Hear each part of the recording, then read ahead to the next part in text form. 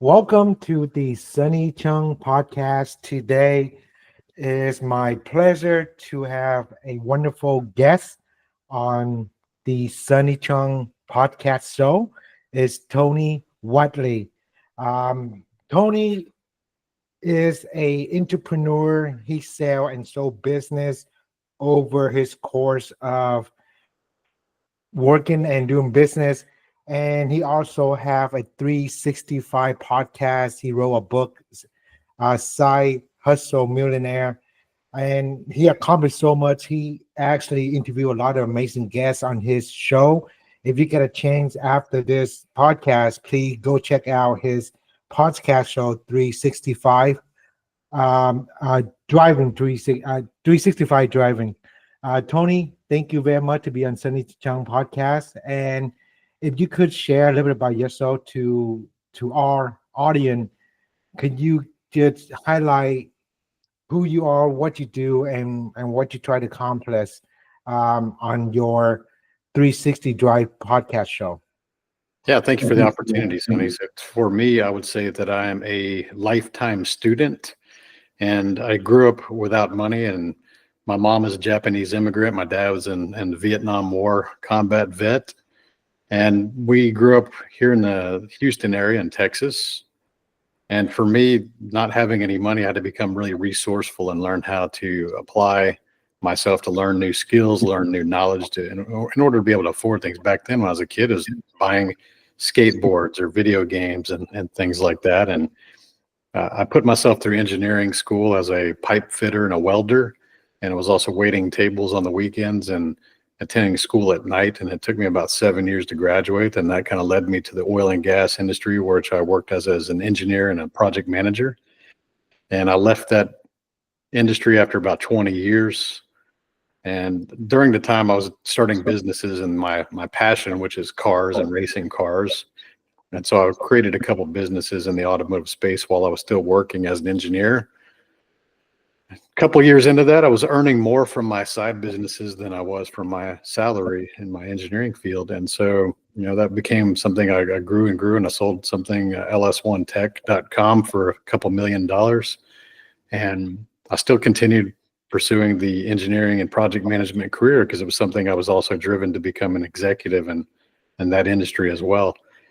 But I guess who I am is, I would say I'm a daredevil type personality. I like to do things that maybe most people would fear or have some danger around. And I like to challenge myself and push myself, physically and mentally. And I've never really worried too much about criticism or people who had, comments to say about things, because they weren't getting what I wanted, and I was willing to do what it takes. That's interesting how you frame this.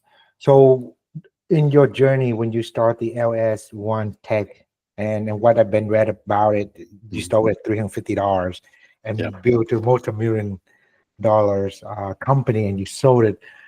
During that time, you were doing your engineering job and do the side hustling business. What the biggest challenge you had to overcome in that early stage for someone want to take the leap of faith and want to do a side business? Can you expand on that and share a little bit your experience? I really didn't start the company with intentions of making a lot of money doing it. It was something that was a passion for me. That Okay. here's a good lesson for entrepreneurs or people that want to start something. Look for problems or challenges that you face on a daily basis, or products that you have complaints about. Maybe there's something aspect of a product or service that could need help. And most people think that they have to be an inventor or come up with something new to become an entrepreneur, but that's not true, because the vast majority of companies that exist today are usually just better examples of something that came out previous, and they saw some angle that they could improve on. And even if you improve something 1% better, maybe it's a viable business opportunity, right? Depending on the size of the company.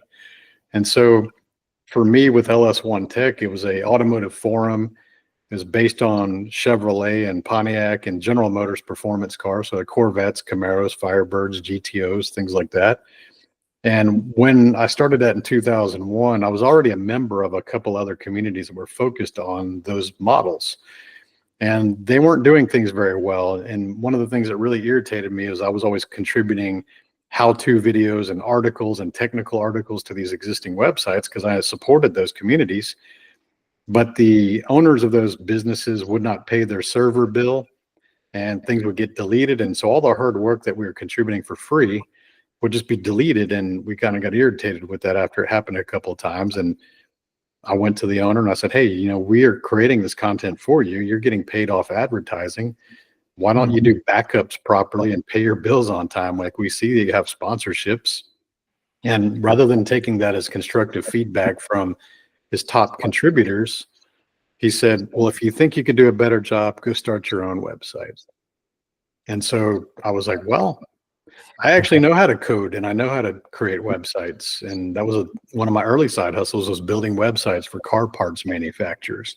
Oh, wow. And so I was like, okay, I can learn how to build a community, rent a server and buy some software. That's the 350 you talked about, the licensing of the software.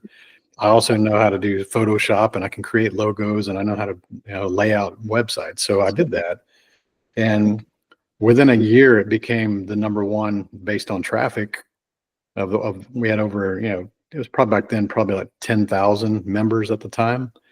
At the time, that first year, I maybe had 15 advertisers. So it was already positive cash flow. And when we sold the company in 2007, we had over 150 advertisers and we were averaging about 100,000 unique visitors per day. And the membership was closer to 250,000 people at that time. Oh, wow. So you identify a problem and then you find a solution for it. That's and right. Keep your passion alive. And one thing that resonated with me is you follow your passion, what you did, so you can actually enjoy doing what you do. Exactly. I wanted a cool place for people to talk about cars. And I wanted it to be online. When I decided to get on the internet to go visit it, it needed to be there, it needed to exist, right? Right. And so it was never meant to go, hey, we can make millions of dollars. Like, we didn't understand that. Like, I just wanted a cool place to hang out. So you actually create a online digital community pretty much. So people can exchange and share the idea. I think that what we as a human being, we like to follow leader, or we like to follow the community that resonate with us. Let me shift the gear a little bit, Tony. I read a little bit about you and tried to research before a podcast, and I like to learn from people so I can grow for my own personal grow and also for the audience who listen to this show, and I hope they can learn from this as well.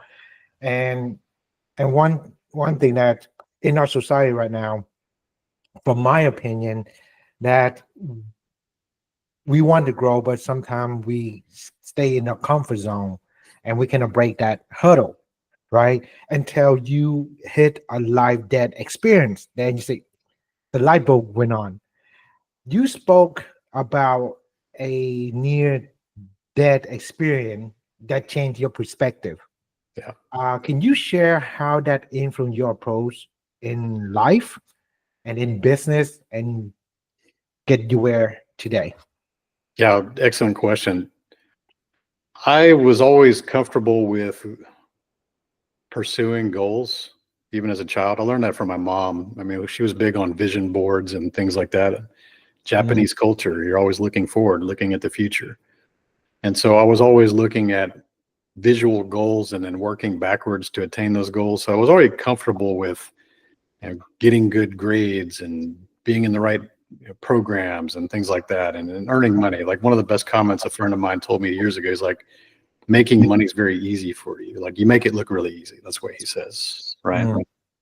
And so I make it look easy, even though I know there's a lot of work behind it. It's not easy. It's just I'm willing to do the work, and I'm not worried about what people think to go do things. And so I had achieved that financial success even in the corporate level. I mean, when I exited project management, I was making maybe $240,000 salary a year. It's pretty good. And I built companies, and to give you an idea, the LS1 Tech, when we sold the company, we're profiting about $400,000 a year. So it gets pretty good income. Yeah.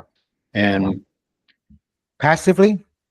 Yeah, I basically had a team. I had 75 people in place, and I didn't have to operate. I actually got to use it as a user, which made it even better because then I could see the same complaints that other people would have, and I would fix those things. It was always about investing back in the company. But going on this journey, I saw a lot of companies get launched off the back of the company that I built because we had an online community and we got advertising from manufacturers and racetracks and speed shops, and even Chevrolet and Cadillac and these big names were actually advertising on our website by then. And so I saw so many of my friends that were, even some of them were former employees, would start a company and just advertise on the website because that was the audience they wanted, and they would build these shops and parts manufacturers, and 7 figures, 8 figures. Even one of them built a 9-figure company that was a former staff member of mine. Oh, wow. And I would always give them advice, and here's what I would do. And I've always been more on the marketing side. The strategy, the vision, the marketing has always been my strong point. And we saw the success, and they would always tell me, you should be doing this. You should be teaching people this. Like, look at these results. Like, I'm so thankful I got to be a part of this. And I've launched maybe 50 companies off the back of something that I created, right? And I was like, yeah, that's cool, but I didn't want to be in public. I'm an introvert. I didn't want to be on camera. I didn't care about speaking, and I was happy just teaching my friends and the people that were in my close circle, and giving them advice, and I wasn't charging them for it, and they were getting the results. And so the clues were always there. They were always asking that of me, but for me, it was insecurities. Like, I didn't want to put myself out there. I didn't need to be judged. I had money. I had a comfortable career. I had a family. I had all the common things that, people use as excuses. I know they're excuses now, but it was really just because I was uncomfortable putting myself out there. Right. And so racing cars in late 2015, I hit a concrete wall at the track at 130 miles per hour. And as I was approaching the wall, I really thought I was going to die in that moment. And I wasn't even scared of it. I was really at peace at that moment. I said to myself, even as I was approaching the wall, I said, well, here I go. And I didn't have my life flash before my eye or anything like dramatic like that, but I just felt really warm and I felt peaceful. And I hit the wall, and I just remembered still being awake, and I was like, I need to get out of the car because there might be a fire. I just need to get out. I need to get out. And the car kept sliding, and I had to force my way out. And I remember sitting on the back of the ambulance looking at the wreckage. It's right outside the door. And a lot of questions started to go through my mind. And, the first logical question is like, what would happen if I would have died right there looking at that car? I was completely smashed.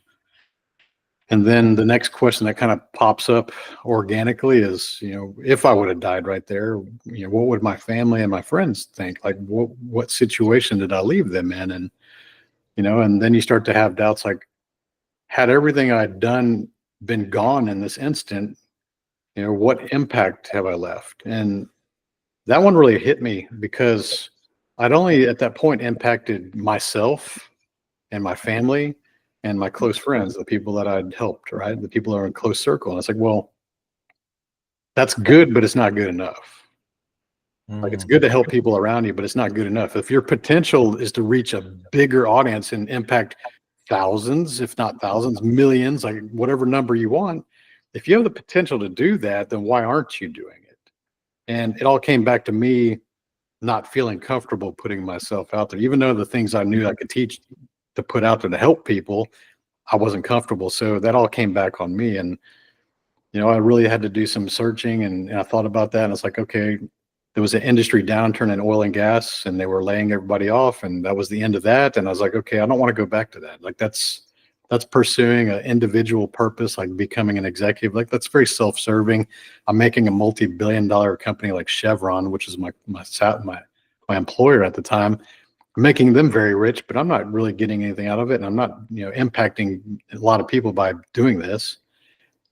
And so the next couple of years is when I really started to think about what do I want to do with the rest of my life and how am I best suited to impact people. And it always came back to what people wanted advice for was business. They were always asking me on business advice. And I said, well, each and every one of us, everyone that's listening, even yourself, Sonny, we all have a unique way to impact this world. Everybody's different. And impact just means how can I positively affect the change of people's lives the best way that I can that's the thing that you should be really focused on. That's your purpose. That's your fulfillment. That's the reason you're here. And so for me, it's like, okay, maybe I need to write a book. Maybe I'll write a book on business, and that can help more people that aren't in my circle. And that was kind of the start of it, as I decided I'm going to write a book on business. And that's what launched the entire career. So you find your passion, you find that you want to give back, you want to teach people about business. So most of the guests I saw on your podcast is all business people, right? And I didn't get a chance to watch all of it. And if you listen to this, please go watch a couple of his Tony podcasts. It's mind blowing. There's one interview. I'm going sidetrack on my script here, but I look at it. There's one particular guest you have on your show, and I like his work. I resonate with his work, right? And he teaches how to be in personal development space and the law of power. When you talk about law of power, you talk about Robert Greene's. Yeah. And in that conversation, like last year, something like that. From that interview, can you share or expand what you learned from that conversation, and what new insight did you gain from talking to Robert Greene? Yeah, Robert Greene, amazing author. I got to meet him in person at an event that I was attending, and we hung out in the lobby of the hotel for a good hour and had a conversation. And then I asked him, why don't you come be on my show? And he's like, give me 6 months. I'm wrapping up a book project and I'll be happy to come on your show. And so 6 months later, he appeared on the show. And Amazing. I would say the main takeaway, like there were so many good takeaways in that episode, but the main one that I discovered in that conversation was actually from his book, The 48 Laws of Power, was the number one law. The very first law, like, don't outshine the master. That's the number one law in the book. And I learned that there's been many times in my life where I outshined my master. And to give you guys a more concrete example of that, maybe you've worked for a boss who was really shitty at what he did, like just incompetent. Yeah. And you could work circles around them. And even though you weren't trying to undermine them, you were trying to help the company. You were trying to do your best to make sure that, you know, your division or your department or your project was successful. You were outshining the master in the perspective from that master, your boss or your supervisor or someone that you report to. And so it takes a very confident person to have someone that's below them reporting to them that's better than them. And if your ego is good and you're actually a competent manager and you understand, hey, I want superstars on my team. I want superstars on my team. I want people that are better than me working for me. But not everybody's like that. Most bosses and supervisors, they can't handle that. It's an ego thing. And so what happens is they start to stunt your growth, or they start to limit your growth, or, you know, try to hold you back. And, you know, when the layoffs come around, they're trying to get rid of you because you make them uncomfortable because you're a high performer, right? And so when I'm having this conversation, it was like an aha moment. Robert's telling me, like, I shared an example of where I think I was leading a project when I had a director that was supposed to be leading it. And he's like, yep, you violated rule number 1. He goes, and you ended up, he said, your supervisor, she probably outlasted you too. She probably, you know, got to keep her job. And I was like, yeah, absolutely. And he's like, because you violated rule number 1. And he's like, not every supervisor can handle that kind of thing. It's an ego thing. It hurts their feelings. They understand that they're not as good as you, and they want you out of the picture because you're making them uncomfortable. And so he said that rule is number 1 in his book because it's the most violated rule. I like how you tie that law to your life experience. From that law, is that going to help shape or reframe how you work moving forward, or are Absolutely. you compassion about other people and can accept who they are, and then find a solution to work with them on it? Because not everybody have the same mindset or the way you think, right? Mm-hmm. And we have to have the empathy for them. Yeah. Because maybe they're not there yet, because we all have a pro and con. And I'm not trying comparison. recently, let me share this story. Recently, that I talked to a, I went to a gym. I talked to one of this guy, and he preached about different religion. And I'm Buddhist, and he was Christian, and we just talking, just comparing note, right? And one thing, this is the first time I heard about it. Um, One, you understand that all human being is either good or bad. Everybody have their flaws. If you understand your flaws, you become a better man, right? So just imagine if you understand people's flaws, you become more compassionate and how they are. How would that apply to the law of don't outshine your master by Robert Greene from your opinion? So all of these laws are really, they exist to increase your awareness, your self-awareness. And that's why we hire coaches. That's why we work with mentors, is to raise our self-awareness.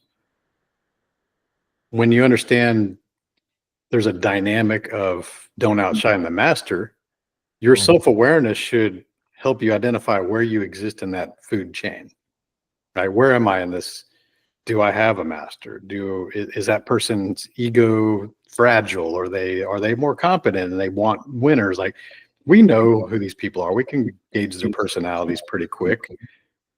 If your awareness can stop you and realize, like, hey, I've got a fragile ego boss.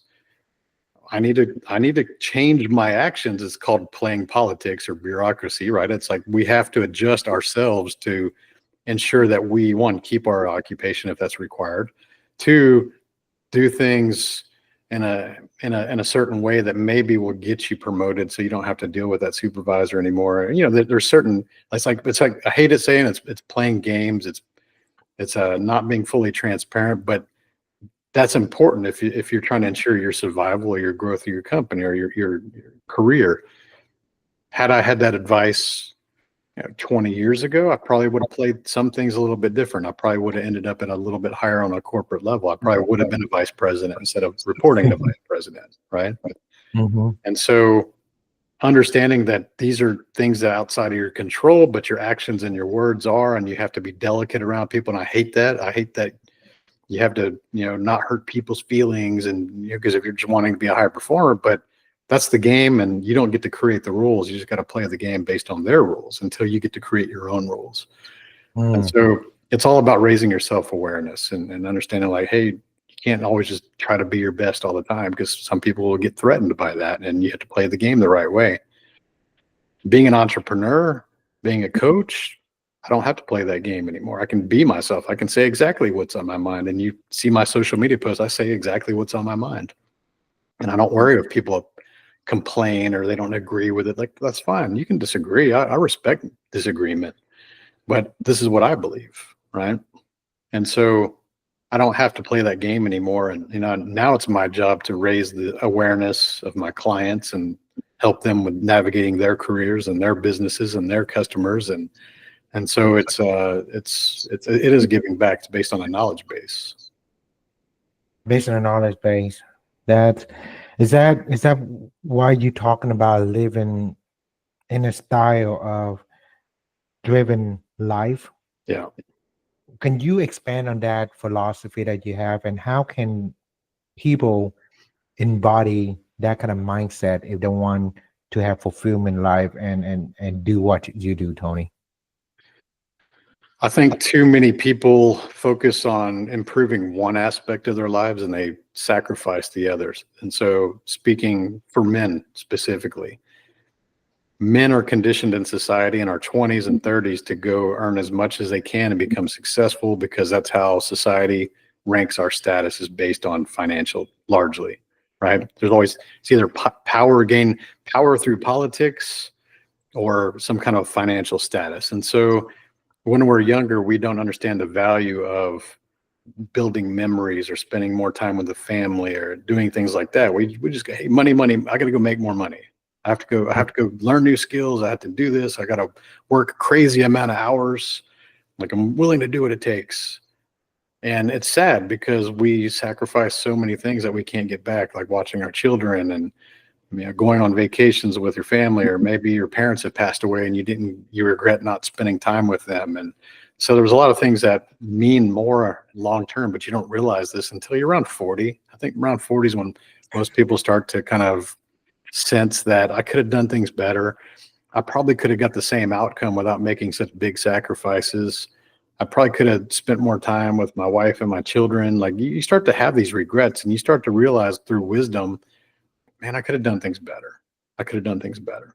And so for me, my 40s was a very retrospective decade of my life. I'm 52 now. So when I look back, it's like, what could I have done better? And what is really more important? And I understand now money is important to pursue freedom. Like it's essential. There's a lot of different ways to make it. But I've seen so many of my peers and people that I've known that would cave on their own core values and their own ethics to make money. They would lose integrity to go make money, and they never recovered from that reputation ding. They never do. I mean, especially now with the internet, like lack of integrity will follow you and haunt you for the rest of your life. And you're always going to have to change groups and change industries and change, you have to, just basically do things that are just lack of integrity. And so what I'm going with this is I just look back on life and I think about how can I improve things and get into the things that are different, like so wealth, health, mindset, relationships. Those are the 4 things that I talk about on my show. And if you're very wealthy but you're 100 pounds overweight, you're not really winning at life. You just won the financial checkbox, but you're out of shape. You can't even walk up a flight of stairs without huffing and puffing. The kids don't like you because you're rude, or there's you only check one box. So to me, 365 driven is how do I improve in all areas of life? So not just financials, but time freedom, location freedom, mindset freedom, families, memories, spending time with people that matter before they're gone. Like these are the things I measured people on. And most people are really good at one. Maybe you got someone that's really fit, but they're broke. I mean, they know how to go to the gym and they're in good shape, but they're broke and they haven't figured out the money aspect. So I try to restore, I don't like to use the word balance, but make sure we're focused on a lot of different things instead of just one thing. Wow. That's pretty neat how you have 365 driven mentality. If someone come to you and say, Tony, because you've done it, so it's easy for you to do it, right? You can talk about this and everything else. For me, let's say I'm trying to get better in shape and financially or whatever the aspect in life that I'm going through.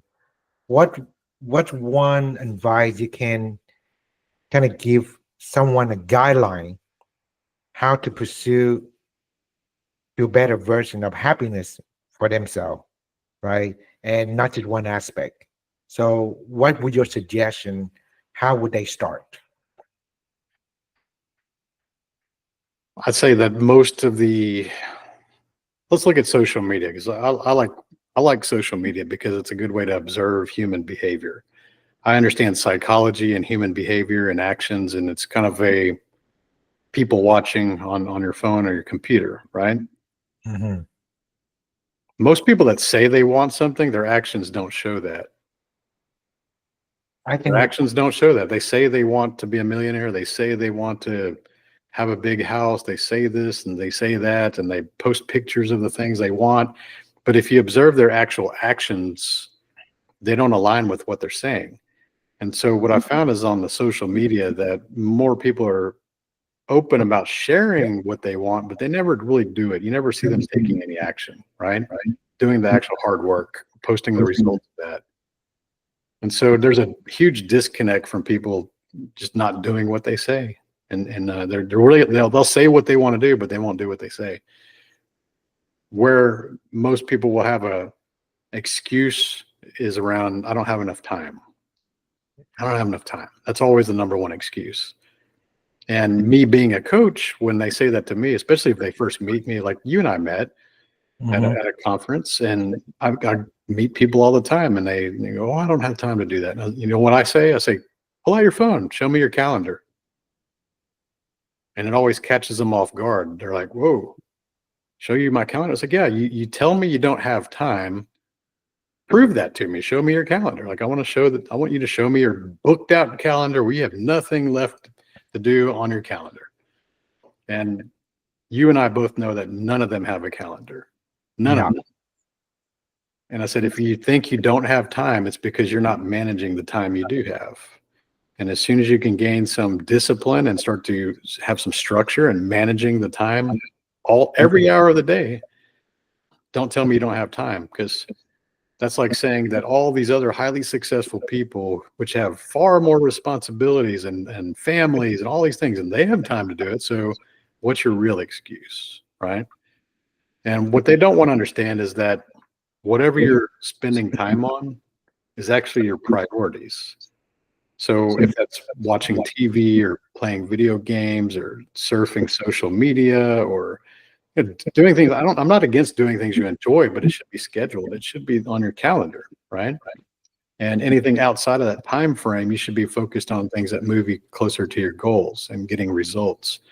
And so if you feel the sting of saying sitting on the couch and watching Netflix is your priority, and if you feel that and you go, "Oh, it's not my priority, Tony, that's just something I like to do." It's like, no, it's your priority, because Yep. whatever you're spending time on is your priority. That's your priority.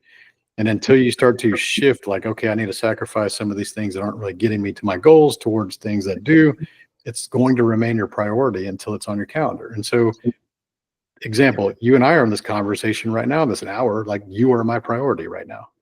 And that's fine. It's scheduled. See, but next hour I've got something else that I need to be focused on, and that's my priority. So if you start calling everything you do as your priority, some things are going to sound really wacky and maybe have some conflict around that, and that's a good indicator, like, you probably shouldn't be spending so much time doing that. Wow. I have that problem. I do. So, I mean, when what I realized, when you busy or you say you don't have time, I did use that as excuse before. And it doesn't serve me well. My schedule, like, you prioritize what you want to focus on, and what you focus on will expand. Like, you dedicate your time and give me this time, and I appreciate being on the show, and we able to have this conversation. um how to dedicate your time accordingly, and you not make yourself too busy. On I can argue that on the other side, because I've been there, right? Mhm. Let's pick Joe Smith. He want to start his business. He don't have time. He have a 9 to 5 job, and they want to start side hustle, side hustle business. And when he get off work, probably 7 o'clock, have some time for his family, watch some TV, or he can dedicate a bit of time to learn something new, right? But he's still sticking in the comfort zone. Okay, I don't want to do it. I have that money, but I cannot take that leap of faith and move forward, right? If you have someone that come to you as a coaching and they tell you that story, how would you approach to that, Tony? I mean, it goes back to, you don't want it bad enough. That's the answer. We have a career 9 to 5, but Mhm. entrepreneurs figure out what to do from 5 to 9. 4 hours a day, you actually have, Yeah. that's half of a career right there. If you were to work that plus any weekends, it all comes back to how bad do you want it. I mean, it's easy to say, like, the problem with psychology and the internet is that you get an endorphin release by announcing something. Yeah. I'm gonna write a book, or in your case, I'm gonna start a podcast. Like, Yep. you get the positive endorsement and you get the little people golf clapping, "Hey, congrats," and it feels good. And then it's over in a couple of days, like that's gone. And so you look for something else to announce, like, "Oh, I'm gonna go become more fit. I joined a gym. All right, good job. Like, keep it going." And so you find people that kind of get in this loop of just announcing things or trying to make themselves feel good, but they're not really doing anything, right? And the ones that actually get the results are the ones that don't care about the applause. They just want the result. And, we got too many people out there searching for motivation, but motivation is temporary. Yep. Winners don't give a shit about the motivation. They just want the result. And so I would say half the time I go to the gym, I don't feel like going, but I want the result. And I lean on the fact that every time I've ever left the gym in my entire life, I started working out at age 14. Every single time I've left the gym, I never regretted having been there. Yeah. I never left the gym and go, man, I wish I wouldn't have gone to the gym today. I've always 100% of the time have left, I'm glad I got a good workout in. I feel better now. Right. And so even though you may not feel like it, and you don't have the motivation to go, you have to think about the future and go, hey, when I leave in an hour, I'll actually be grateful that I went. So I'm going to be focused on that. And so winners don't really care. They execute whether they feel motivated or not, because they're driven by goals and they're driven by results. We don't have to feel good about things. It's always going to be hard, right? But we want that result. And so people don't come to me with excuses. I mean, I usually have these conversations with people that want to be clients and they got a bunch of excuses. I just tell them, you got a bunch of excuses. And I'll say, you're probably hanging out with a bunch of people that also have excuses. Then all of you guys like to validate each other with excuses because you guys keep each other at the same level. Oh man, I ain't got no time. Yeah, me either. Man, my kids take up all my time. Yeah, me too. Oh man, I'm so tired when I get off from work. Yeah, me too. And so if everybody's validating your excuses and you're looking around at the people that are stuck just like you are, you got to break from that. You have to make some moves from that. And it takes some change and it's not easy. Wow, it's go back to your inner self. It's personal development, personal growth for you to reach to that point. From what I see, nobody want to be a loser. No one want to be. They want to be accomplished. They want to do something. They want to be the winner, right? But the process to getting there is about the harmony of how you see yourself and how you do things that move the needle. Yeah. For you, I want to ask, by coaching or teaching entrepreneur and help them to achieve their goal, along the way, when you teach you, what have you learned in that process that discover who you are and what your mission that you want to moving forward in life at your current stage right now? So you're talking about, sounds like you're talking about identity. Yes. How do we build an identity? Man, that's the hardest part for most people. It's a mindset shift to change their identity. And I think that, let's give an example. We just had an election, political year, right? Yep. Too many people build their entire identity around a political party. Whether you identify as I'm a Democrat or I'm a Republican, those are identities. When you label yourself, you become that identity. And when that label becomes so strong that you're not willing to see other perspectives because of your identity, if somebody attacks Democrats, you feel like personally attacked. If you start to feel that kind of emotional control over stuff that is a label, you really need to step back. You're missing some self-awareness. You should understand that you've created an identity that if someone were to make fun of a person with the same identity, you feel attacked. That's dangerous. Wise people learn how to remove labels the best they can and keep a clear mind on, hey, I might agree with the Democrat today, and then tomorrow it might change. They may, irritate me, and I'm going to go vote this other way because you have to make decisions. I don't like people playing middle of the road and, trying to make everybody happy, because that's bullshit. But if you're going to be in the middle and you want to be disconnected, you still have to be a critic on both sides.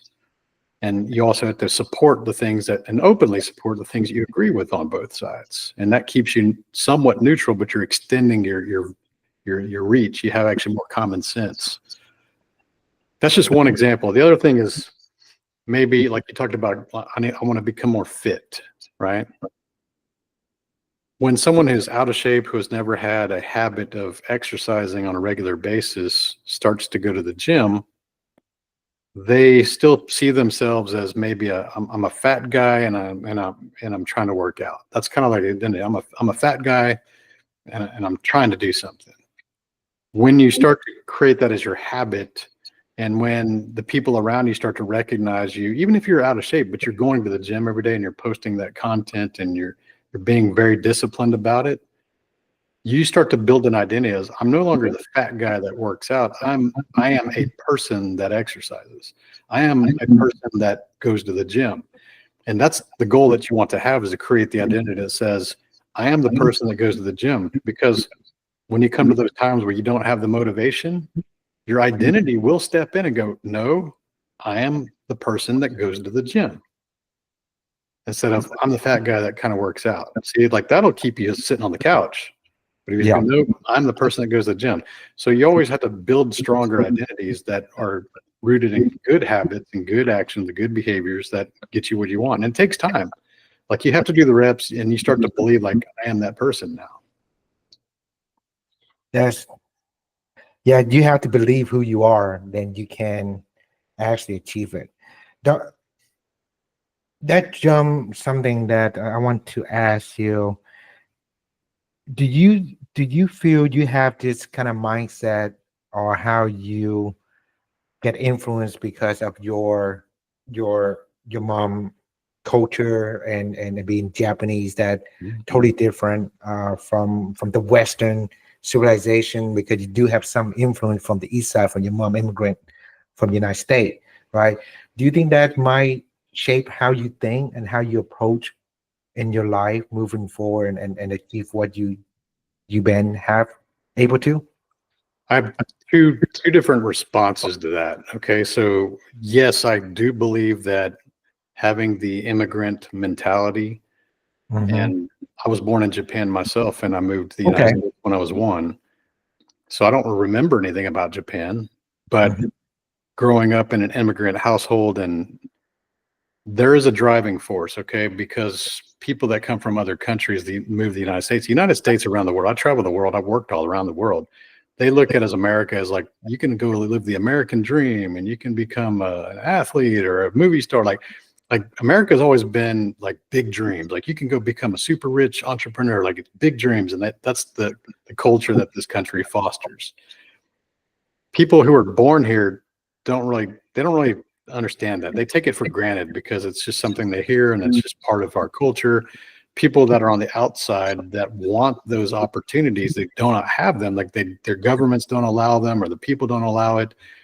They want to come here because they recognize the value in that opportunity. So when they come here, they're more appreciative, and they're ready to pursue, because they've been held back on that.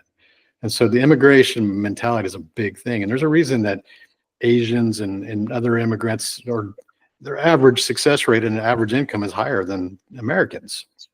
Right. You know, it's proven fact. There's data. So yes, I do believe that having that raising is greatly contributed to that. But here's the other thing. I said there's 2 answers. My sister, who's within a year apart of me, she is completely opposite of me. Same parents. My parents are still together. We were raised the exact same household. She is not the same as me. She's not driven. She's not wanting to do extra. So there's all these limitations. So do we blame the parents? If we got to blame the parents for the good, we also have to think about the bad. And to me, I think that my parents gave me the best opportunity, but there's still the component that you have to be the right person to receive it and do something with it. Because you and I both know people that have several children, let's say adult children by now. There's always people in each family, like, some of them are successful, some of them are not, even though they have the same parents, right? So it still goes back to an individual decision. Your parents can only do so much for you. And even as a parent myself, I can only do so much for my son, but he's going to be the individual that takes the advantage and actually sees it and does something with it.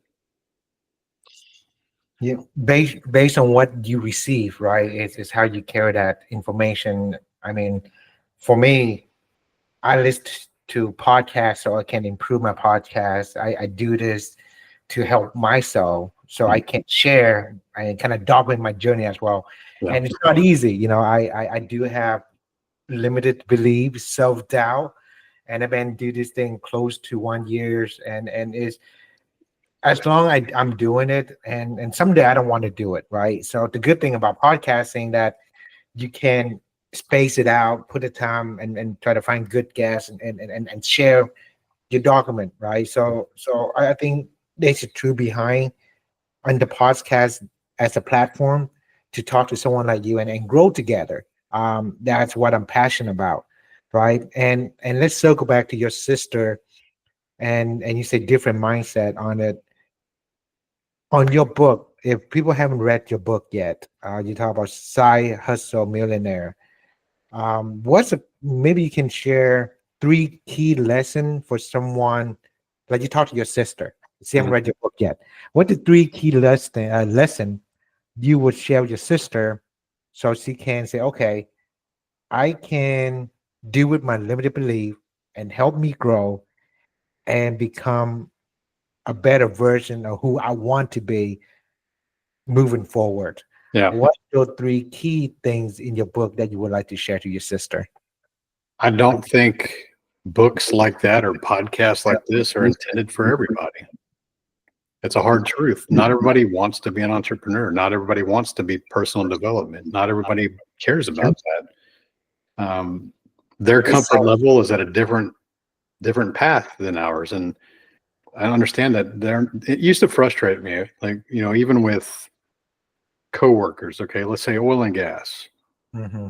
I had a lot of intelligent coworkers. We're all engineering degrees, and we're making six figures. So everybody in society is like, "Oh, you guys are killing it," because they made their six figures, right?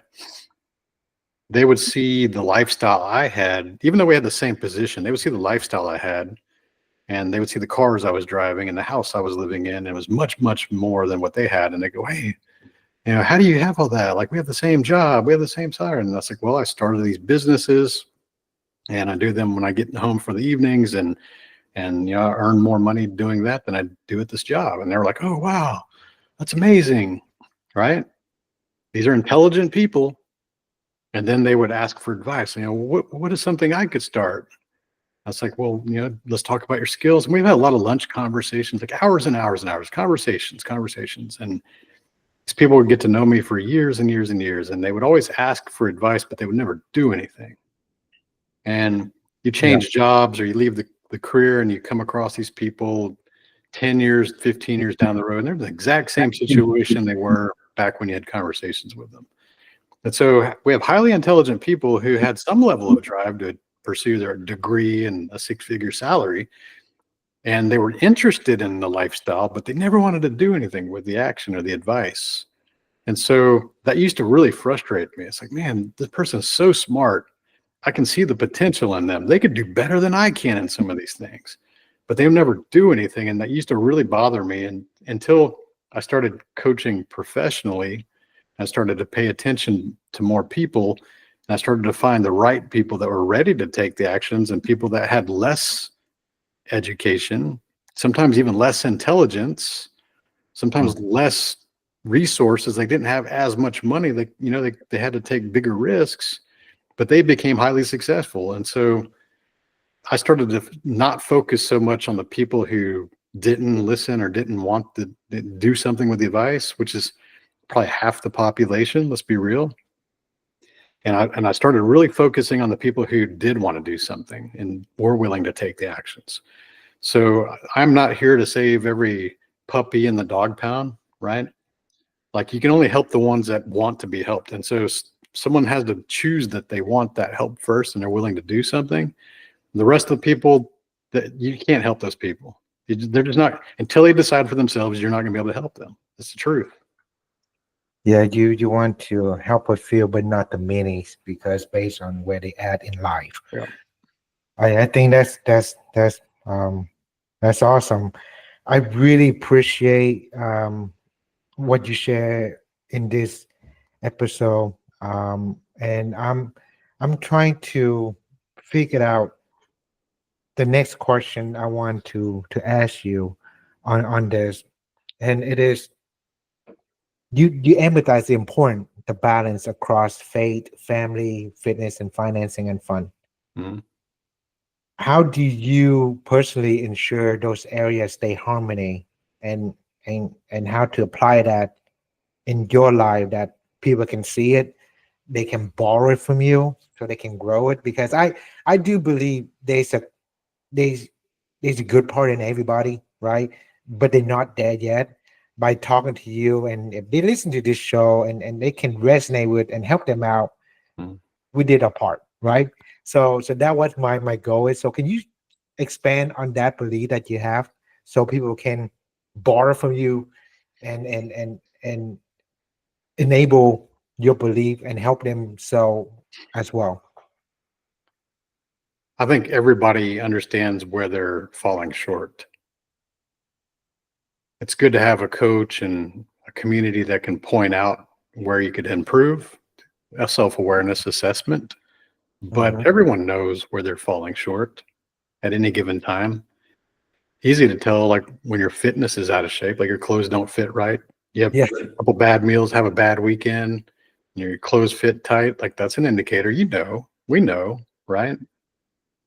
Yeah. When you see that maybe your kids detached and are looking more at screens than they are spending time interacting with you or other humans, like I need to pour some more into the kid and get them off the screens and interact with them so they have more social skills and confidence when they become adults. Financial's easy. You log into your bank account and you see what's coming in and what's going out. And if the balance is off, like you're slacking on something. There's something you could be doing to improve that, right? It's not going to be easy. Nothing worth having is easy, but what are the actions you're not taking, right? We know these things generally. For business owners, it's usually a not getting enough leads, not doing enough marketing, not putting enough content out there. Like whatever your type of business is, there's some actions you're not taking, and it's being honest. And so do your quick assessments and look at the areas that you're falling at and put those things on your calendar. Like it goes back to scheduling your time. Like, hey, I need to schedule vacation time. I need to schedule date nights with my wife. I need to schedule, spending time with the kid. And that way, when it's on your calendar, the best thing about having things on your calendar, which to me, I use my Google Gmail app. It's on my phone. It's on my computer. Like it's everywhere I go. Easy. Like if you got Apple, use whatever technology. I'm not talking about the calendar you stick on your refrigerator and write on. Like it needs to be digital. You're going to carry your phone around. You need to have access to your calendar. And so when something is scheduled, it becomes protected time. And when a potential distraction or opportunity pops up, you're able to go pull out your calendar and go, nope, I'm going to have to say no to that. Appreciate the invite, but I'm already overcommitted on that time slot. But hey, thanks for asking. It allows you to be more disciplined at saying no, because a lot of times people are people pleasers and they don't want to hurt people's feelings. And so if you don't have a calendar and you need to go to the gym that night, like, oh man, I'm looking forward to getting to the gym tonight. And then your buddy texts you at 5 p.m. like, hey man, let's go out for happy hour, get some drinks, get a discount cheeseburger. You're probably going to cave because you don't want to hurt that person's feelings. Totally. And it sure sounds good to get some drinks and a hamburger. Like, why not? Yeah, I'll work out tomorrow. That's the habit we get into. But if you would have had on your calendar like gym from 5:30 to 7, and that text came in, you would say, man, I appreciate the invite, but I'm already committed to doing something. But hey, hit me up next time. And then you go do the thing that actually moves you forward. Wow. It's you gotta be honest to yourself. Yeah.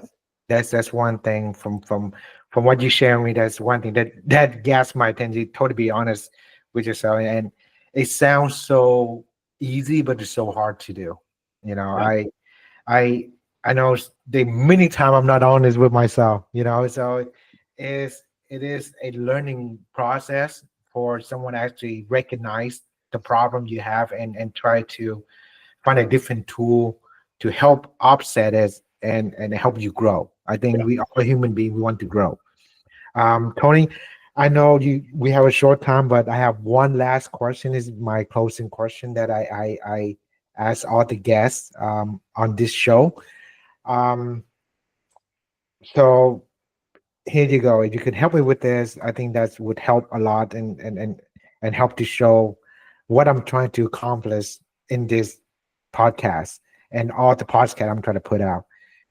If today was your last day and everything you built, 365 driven, all your coaching in your lifetime, you can take it with you. So there's nothing about you in this planet anymore. However, you can leave behind for the next generation the three truths. And those core truths will help people to become a better version of themselves or whatever you learn in your life. But you're able to leave behind only three of them. What would those three truths would be? I recognize a question from Lewis Howes. That's one of my early mentors.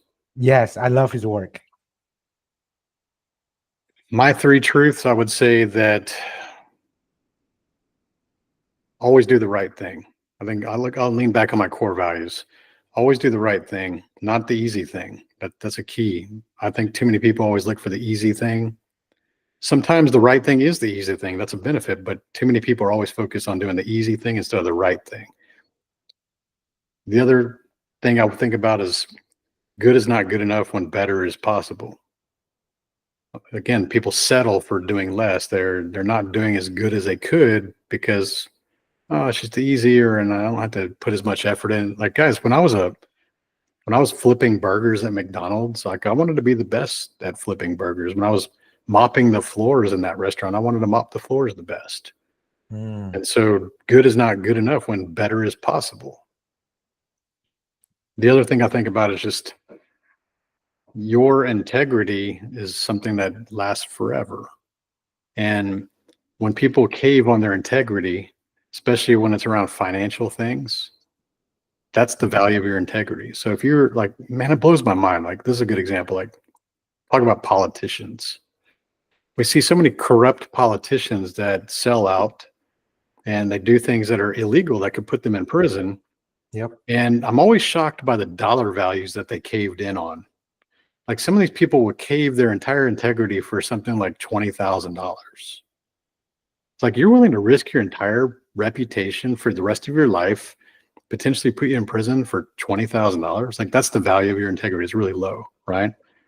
And so, and that's on a public stage. Now, a lot of people will sacrifice their integrity for $5,000 or $1,000, but it's just whatever you're willing to be coerced to do something that's against your core values, that is the value of your integrity. And if it's low, you should be concerned. Like you need to raise that, you know? You need to everybody they in their lifetime different. I see good people, I see bad people. I'm not, I wouldn't say I do have a little bit people pleaser when I was younger with friends, and but you never jeopardize your integrity, right? Because that is, I would say that your identity, right? Remove all the bullshit, remove all the label. I think that's your core value. If that defines who you are, that's how you define your place in this world. That's right. Well, Tony, thank you so much to be on Sonny Chung podcast. It's my pleasure to interview you. All right. I appreciate being on your show. Enjoyed it.